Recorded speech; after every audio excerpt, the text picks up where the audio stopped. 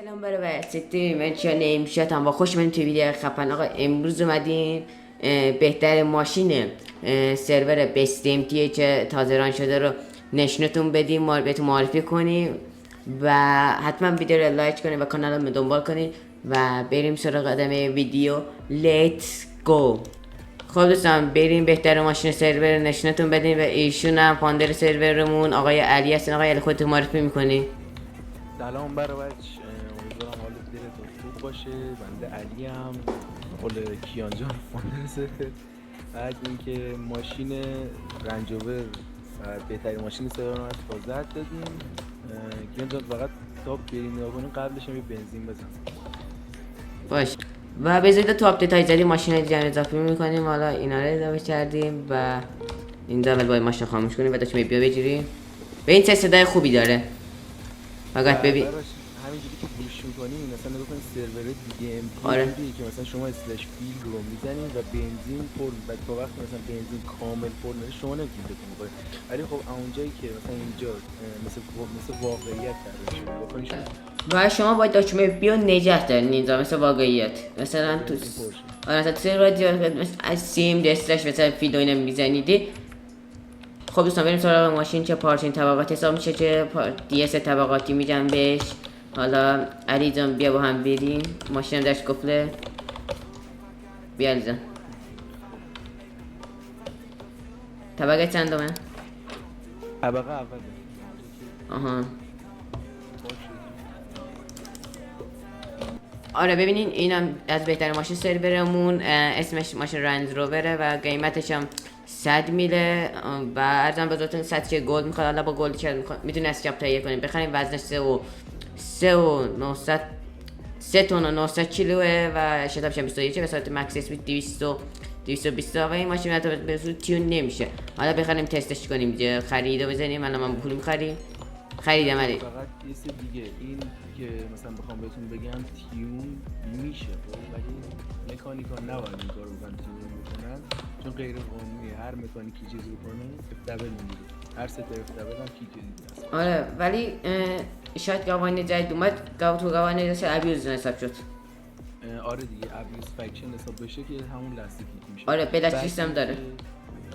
آره دیگه بعد اینکه نگاه کنیم تیون داره، تیون قانونی فقط فرمونش رو باید مکانیک بندازه با نیترو همین. آره مثلا چیز دیگه ای نباید سیف بذاریم. آره مثلا اونم اینطور کردیم که قابل تیون کردیم که پلیرها راحت باشه. مثلا بعضی از فرمون تیز رو دوست ندارن، بعضی از فرمون آروم دوست دارن. مثلا با داشتم F6 میتونیم شما رنجای هر زیر ماشین انتخاب کنین که همون به نظر نابی بهتره و با داشتم F6 میبندیم. بستگی به رنگ ماشین. آره مثلا الان آبی خوب میدونم. حالا کمر بنده ببندیم. علیچین کمر بنده تو ببند. گاراژش هم خوبه. گاراژش هم طبقاتیه که این پایین رنج میکنیم. حالا ما رنج مشی هم بزنیم روش برای تست که پنل رنجش نشونتون بدیم، کلرش نشون بدیم. پنل گاراژ بیاین میزنه برای تغییر رنگ ماشین خود. آره قیمت های مناسبی هم داره و پلاچش هم ببینین ایرانیه. گیتس کوچه پلاچش هم ایرانیه. مثلا اینا مشتی کنیم. اینم که نمیدونم چیه و اینم رنج تراکش. رنج تراکش من میگم با رنج خود زیر ماشین ست کنیم. الان ببینید چه خفن میشه. یکم ممنون. مثلا ببینید الان ست شد و بریم سراغ تیون. ولی ماشین اوکیه، مثلا اذیت هم نمیکنه. مثلا الان بریم ادوی تست میکنیم ماشینو و آره مثلا ببین الان پنل تیون مثلا میتونی بندازی ولی نندازیم بهتره. 2 میلی 3 میلی و 5 میلی. آره مثلا ما اول ترش بندازیم. چه ترش نمو تیزه فرمونه حساب چی من زیاد تیز دوستم پس میخوام تیزش کنم. فقط همین موضوع و یه دونه نیترو داریم. نیترو 10x میتونم بنازم یا غیر مجاز 10x برای رنج روور. نیترو نه مهم نیست. نیترو با فرمون هر چیز زدن مهم نیست. فقط تیم‌های دیگه ای نباید بندازن. آره مثلا این فرمونش آره مثلا بریم مکس اسپید و دمیجش هم خوبه. بریم ادیت تست کنیم. اومده ماشین تست کنیم ببینیم سرعت و فرمونش چطوره. آقای علی 1 2 3 بکن بریم. 1 2 3 شتاب سرعت و نیترو هم ببینیم سریع درجه سرعت پر میکنه. نیتروش خیلی خفنه. چند ثانیه یه چیز چی؟ حدوداً چند ثانیه طول کشید تا پر بکنه؟ نه 4 اینا. آره دیگه گفتم. بعد ولی اون دفعه با نیترو تست کردم. آره مثلا همونطور که ببینی فرمونش خیلی نرمه. مثلا برونی احساس میکنی نرمه فرمون. مثلا درست مثلا تو ویدیو شاید احساس بکن فرمونش ضعیفه اما فرمونش خیلی خوبه. مثلا آدم میرونه احساس میکنه خودش رنج روور داره میرونه.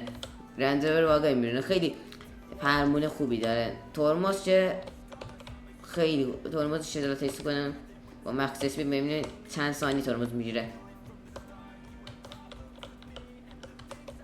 ترمزش چه خوبه. از به ترمزش از 7 از سرعتی که داره خوبه. آره از 10 7 میدم بهش. مثلا ترمزش از 7 اما به سرعتش 9 میدم. شتابش 9 میدم. شتابش هم 9 میدم ولی دمیجش تست نشه. حالا دمیجش هم تست کنیم بریم فرودگاه تست کنیم ببینیم با چند ضربه میترکه. خب دوستان اومدیم دمیجش تست کنیم بریم با مکس اسپید ببینیم چند تا رو پر میکنه چند تا ببخشید چقدر دمیج میبینه با مکس اسپید.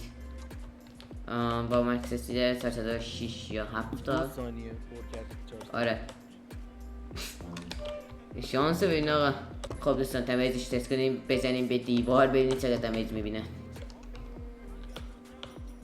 با مکس اسپید داریم میزنیم که ماشاءالله ببین کجا میره. من دود نکرده آره هنوز دود نکرده. آره از دیوار هم میشه چه بالا. مثلا ببین الان تو در و دیوار اما چیزیش نمیشه. آره مثلا الان همین الان دوستا این همه چیز در بزدیم. آره و همونطور که میبینی خیلی خوبه. مثلا این الان 3 ساعت هم ضربه میزنم هنوز الان آتیش داره. الان آتیش میشه. مثلا این اوکی دمیجش عالیه. خب ولی آقای علی یه توضیح ریزی در مورد ماشین بهمون میدی؟ توضیح ریز که والا میخوام بگم این ماشین کلا هندلینگش واقعا خیلی اوکیه. بعد تعادل این ماشین واقعا تعادلش هم خیلی اوکیه. مثلا با سرعت زیادی که داره بر فرض مثلا سورای دیگه که بخوام بگم یه ماشین سرعتش خیلی بالا باشه تو دور زدن چپ میشه چون سرعت زیادی یهو دور میزنه چپ میشه ولی اینجا اینجوری نیستش.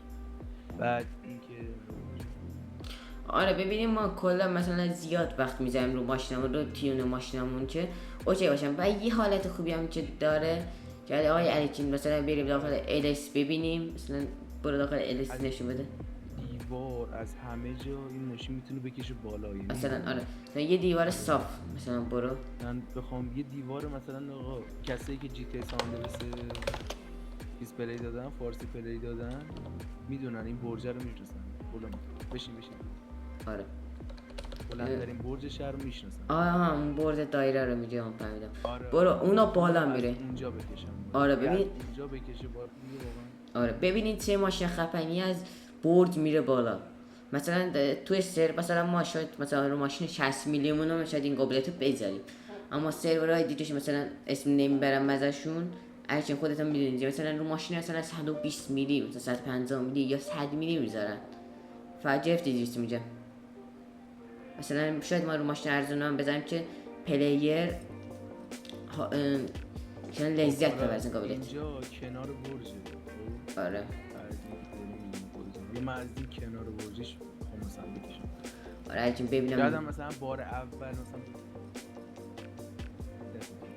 آره مثلا ببینید یعنی خیلی راحت داره دیوار رو آره اینا برج که بهتون آره رو حواس داره پرواز. این برج فکر نکنم درست بیفته چون این برج صاف نیست.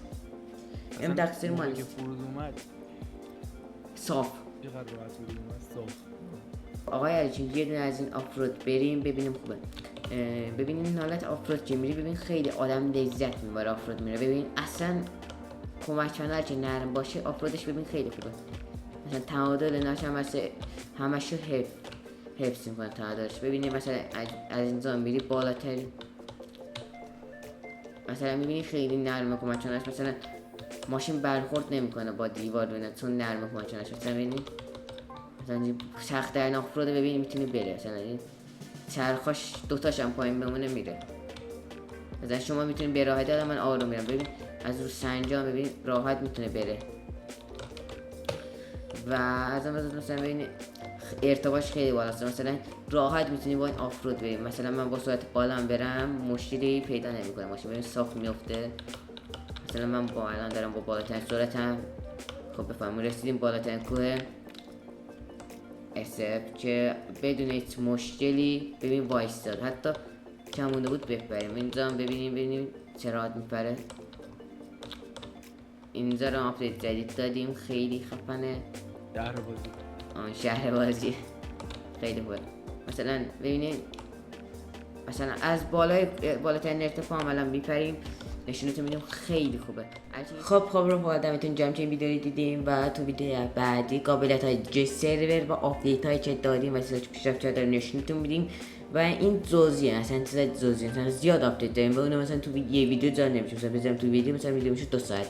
و تو ویدیوهای بعدی آپدیت های جدیدمون رو نشونتون میدیم و حتما کانالم رو دنبال کنیم و لایک ویدیو یادتون نره. و تا ویدیوی بعدی بای بای.